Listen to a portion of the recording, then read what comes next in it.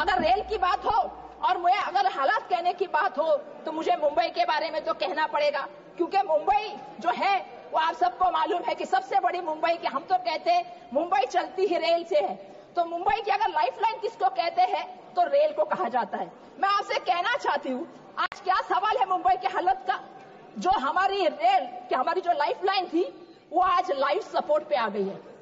मेरा मंत्री महोदय नहीं है, नहीं तो मैं मंत्री महोदय को आह्वान करना चाहती थी, चलिए मेरे साथ सुबह 7 बजे चर्चगेट स्टेशन के बाहर, चलिए आप विरार से चर्चगेट आइए, आप कल्याण से सीएसटी आइए और शाम को वापस मेरे साथ उसी ट्रेन में चलिए। आप देखिए लोगों की अवस्था क्या है। सम्माननीय अध्यक्ष महोदय, लोगों को बैठने नहीं, खड़े रहने के लिए जगह नहीं है। आज पहली बार मैं ये भी चीज कहना चाहती हूँ कि क्या हो रहा है हमारे मुंबई में। मुंबई में लगभग लोकल ट्रेन में 2468 लोगों की जो है वो मौत होती है, वो अपनी जान गंवाते हैं सम्माननीय अध्यक्ष महोदय। और मैं उसमें भी कहना चाहती हूँ, उसमें से उसके साथ 1151 लोग ये कैसे मरते हैं मालूम है? ये पटरी से चलते हुए, पटरी बदलते हुए मरते हैं। आज भी हमारी समस्या क्या है? हमारे पास ओवरहेड का ब्रिज नहीं है। आज भी 12-12, 15-15 घंटे ट्रेन लेट हो जाती है, लोग पटरियों से चल के जाते हैं। तो इनकी सुरक्षा कौन करेगा? इनकी रक्षा कौन करेगा? सम्माननीय अध्यक्ष महोदय, मुंबई के ट्रेन के अपघात में 2697 लोग घायल होते।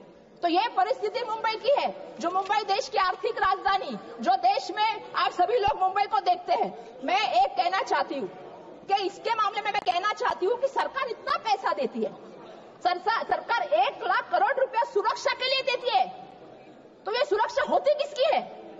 जब लोग पटरी पे सुरक्षित नहीं, स्टेशन पे सुरक्षित नहीं, अगर हम देख के बाहर गांव में जाए तो हर ट्रेन को दरवाजे होते हैं, हमारे ट्रेन को दरवाजे नहीं होते, हमारे लोग गिरते हैं। तो ये सुरक्षित नहीं है तो किसके लिए 1 लाख रुपया खर्चा करती है? इसकी भी चौकसी होनी चाहिए।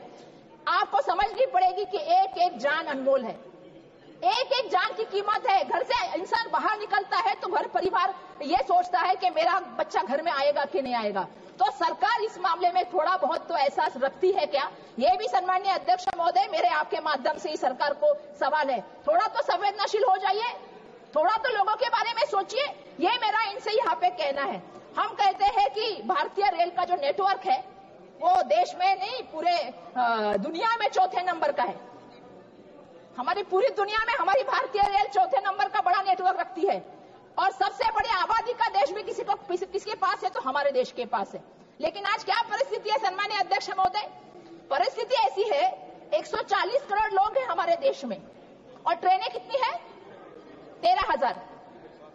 तो अगर इसका कैलकुलेशन आप करें तो आपको पता चल जाएगा, हर ट्रेन पर 1,07,000, हर ट्रेन में 1,07,000 लोगों का उसके ऊपर भार है, बोझा है। मतलब एक ट्रेन में कितने लोग घूमते हैं आप समझ सकते हो कि उसके ऊपर कितने लोगों की जिम्मेदारी है। तो ये मैं बोलना चाहती हूँ, हमारे मराठी पिक्चर सैराट में, अभी 5 मिनट आते, 2 मिनिट मुझे, हमारे मराठी पिक्चर में एक डायलॉग था, क्या था? मराठी मध्ये बोलू का इंग्लिश मध्ये सांगू? मराठी इंग्लिश में समझते कि नहीं? अब मुझे बोलना पड़ेगा, ये हिंदी का सफर है कि इंग्लिश का सफर है? SUFFER। तो ये इंग्लिश का सफर है, लोगों को इससे जो है वो तकलीफ सहनी पड़ती है। दूसरी तरफ आप दाम की बात करें, अगर हम फ्लाइट से जाए, 2 महीने पहले मुंबई से दिल्ली की फ्लाइट लें तो कितनी प्राइस है उसकी? 4,500 रुपए। और अगर हम यही जो है 15 घंटे ट्रैवल करके तेजस एक्सप्रेस से जाए, राजधानी से जाए, सेकंड क्लास की टिकट कितने की है? 4,300 रुपए की। अगर फर्स्ट क्लास की टिकट लूं तो 5,300 रुपए की। अरे मैं पहला वक्ता हूं, मुझे बोलने तो दीजिए। बहुत लंबी सूची है, बहुत लंबी है।